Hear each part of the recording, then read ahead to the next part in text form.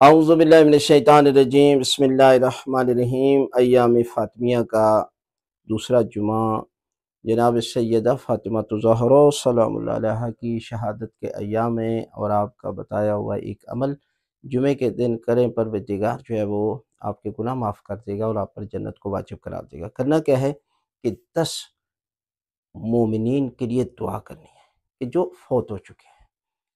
آپ جب دعا کرتے ہیں تو پروردگار جو ہے وہ اس دعا کے صدقے میں ان کے گناہ معاف کر دیتا ہے، اور ان کے گناہ معاف ہونے کے بعد پروردگار آپ پر جنت کو واجب کرا دیتا ہے۔